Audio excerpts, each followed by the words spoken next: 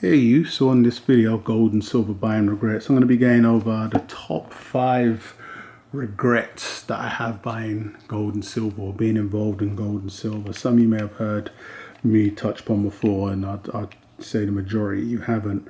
And it'll just be at these current times of high prices, maybe it can give some insight to somebody just starting out stacking, what path to take or not to take. But if I could change anything, it's going to be the most important thing about this video.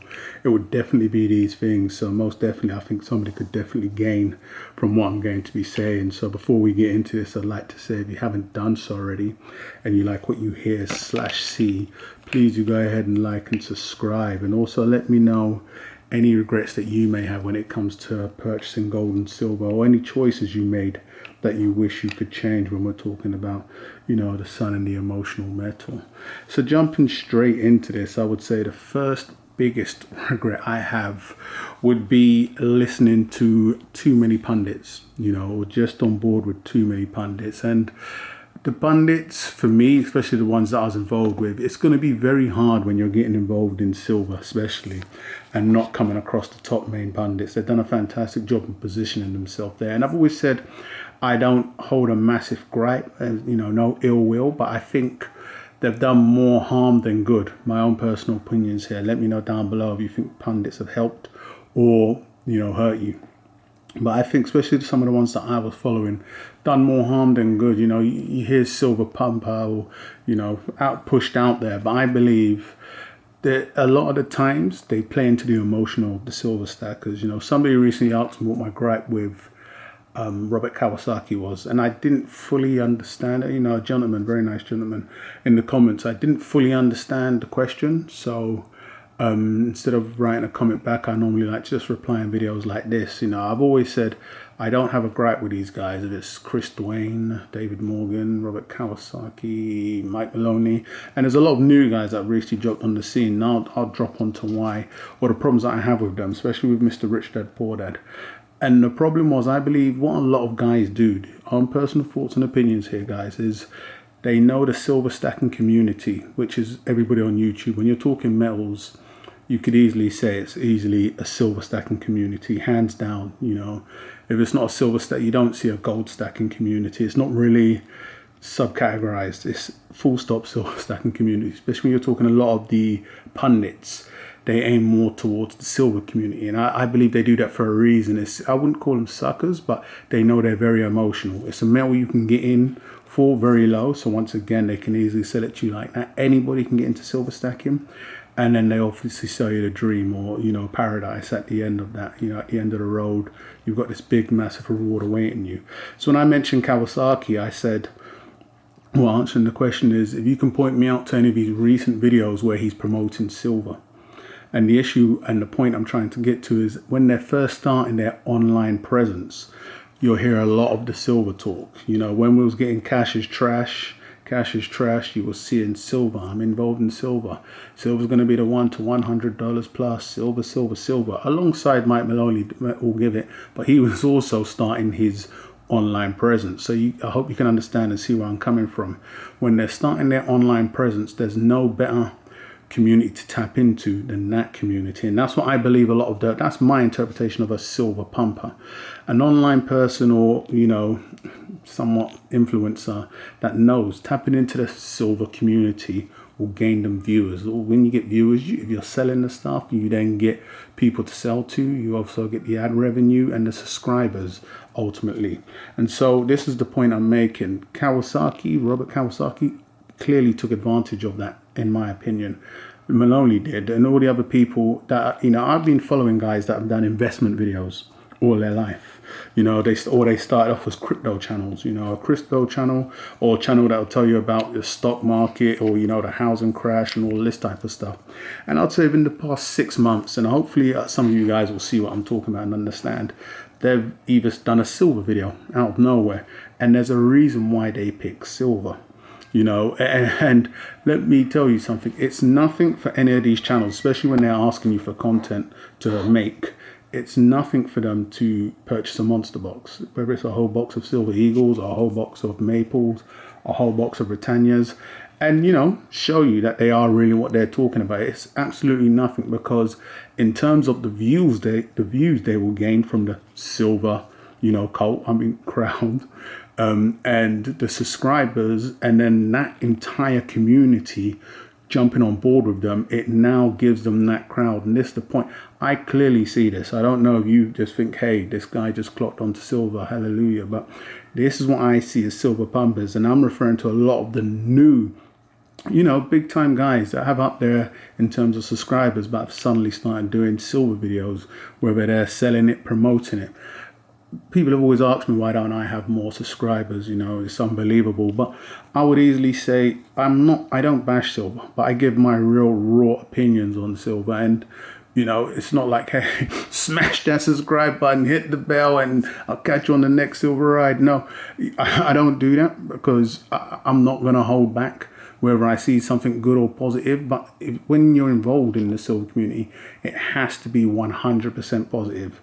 And I'm seeing a lot of the other bigger channels now, they've got the crowd, sneaking a little semi-negative video. I see you guys, but it is what it is when it comes to that.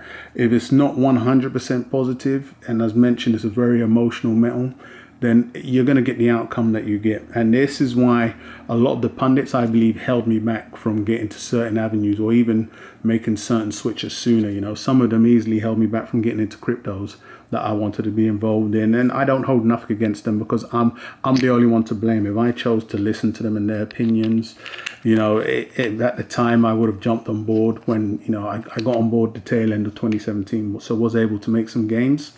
So, I would say I was stupid enough to, follow these guys that ended up making bad decisions. And the sooner I technically cut them all off, I've been able to make the decisions that have put me in a much better place. And hopefully we'll touch upon that in a moment.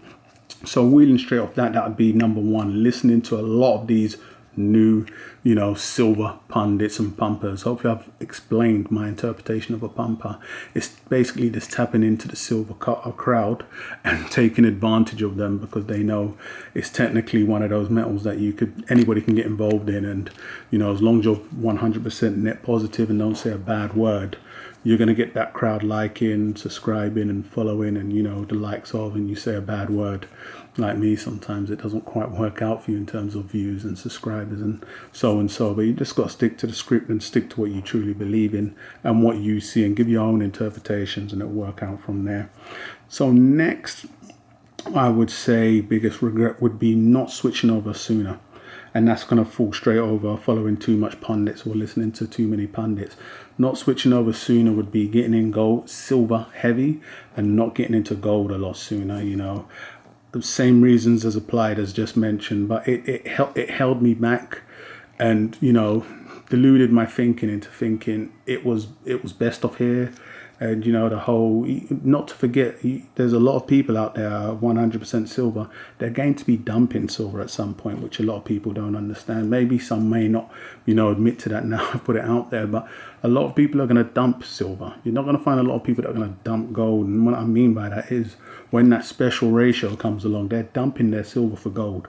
You're going to be stressed or hard to find. Yes, I know you own gold now. You're going to say, I'm dumping my gold. But, when that special ratio comes along, you're not going to find people dumping gold for silver. So deep down, they know what the better metal is. But I just believe, when that time comes, I think we'll see a whole different climate.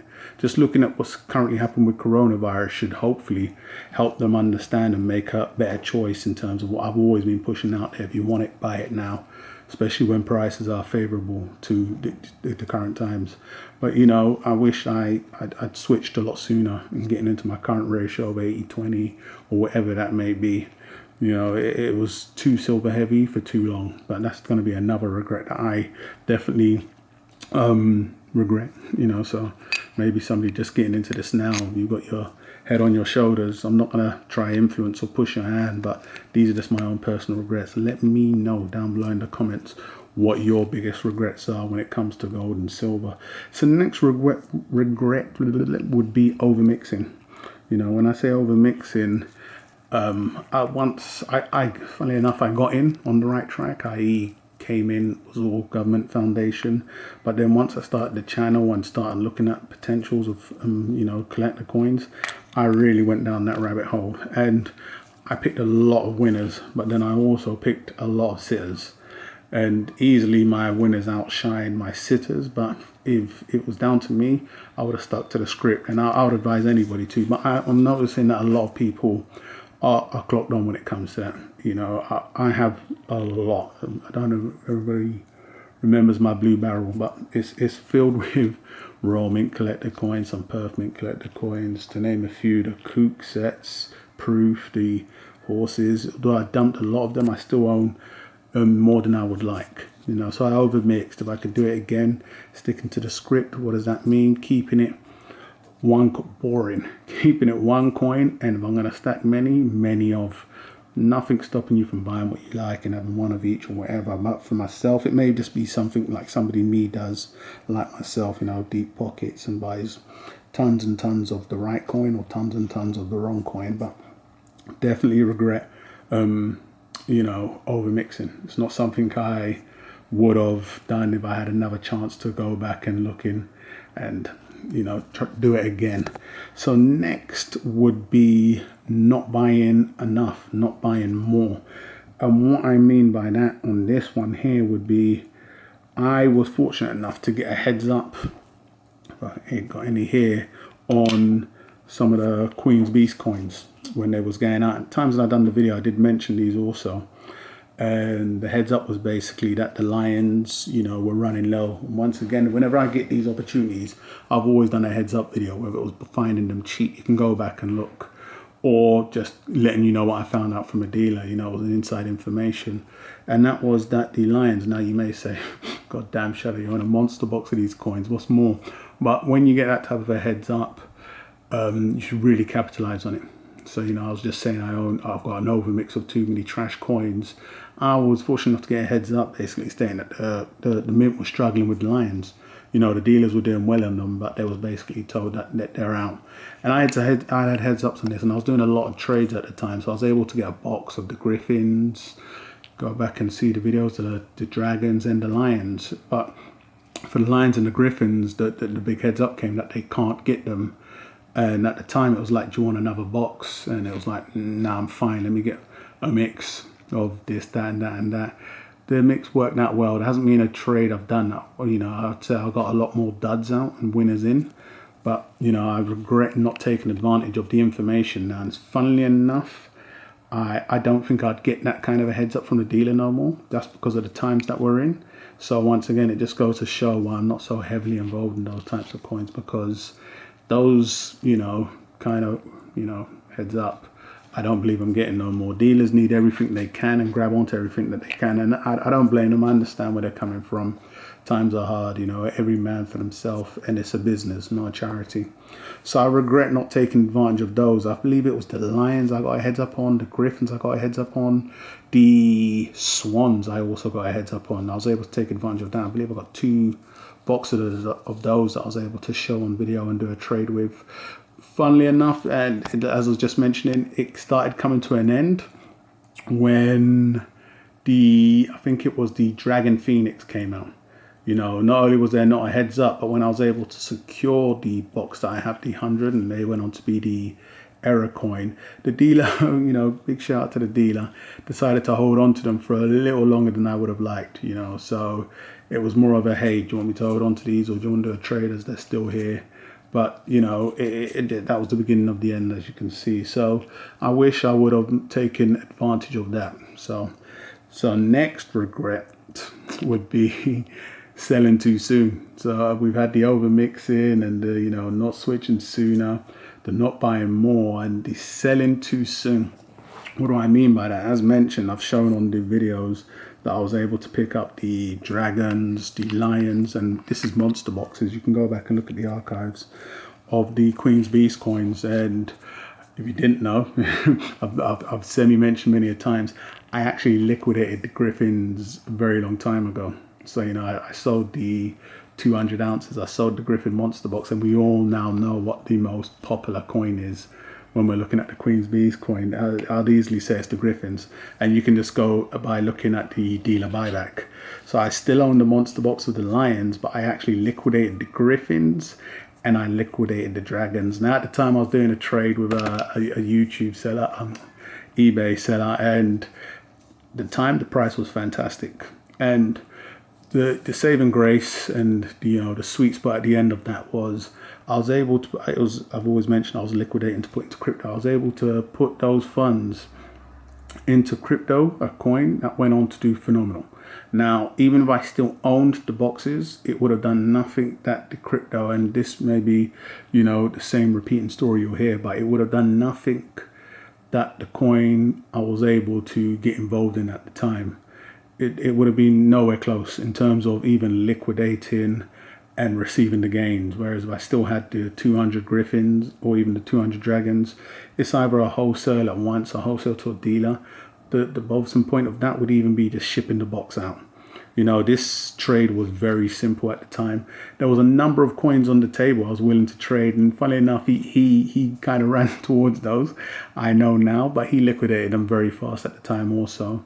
And it was the griffins and the dragons. I always knew the first two or the best to be holding on to was the lions. So I was always going to go along with those regardless, but semi-regret. But once again, what I was able to achieve with the crypto coin was nothing. But I look at the coins I was left over with and thought I should have dumped those first, which I ultimately did go on to do. But that was a regret. And what I did want to do at some point when I was saying over mixing was ultimately have Queen's Beasts as my foundation and just gold. So go for a monster box of Queen's Beast coins. If I was able to achieve that once a year, just go for a whole silver monster box, or a whole monster box of lions, a whole monster box of griffins, and so on, and just gold, and then wipe everything out, everything you see in my stack. And that would have ultimately worked out fantastic for me because they're capital gains tax coins being produced by the Royal Mint Bullion, and they're recognizable coins and very highly favorable coins. So that was the goal plan at some point. I thought, let me liquidate everything, have only silver Queen's Beast and gold Queen's Beast, or gold, whatever I have in gold. It didn't quite work out like that. If I could do it again, it would have been something I'd done, but I think ultimately I'm still in a very good position. But these are my top 5 biggest regrets, So I'm going to wrap this one up, but let me know your regrets when it comes to stacking gold and silver.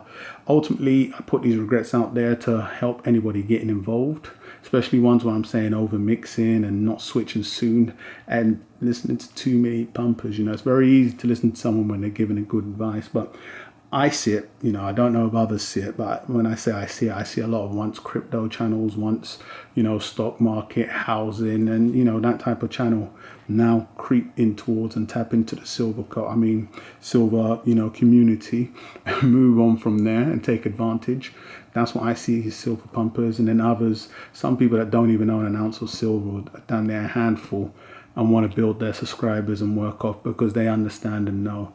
So if you fell for any of these and have woken up or got yourself back up and dusted yourself off, let me know down below in the comments any regrets that you may have, whether it's not switching soon enough, not going from gold to pure silver, and believing silver, steroids and all of that. Let me know down below anything positive or negative you can add down to this in the comments.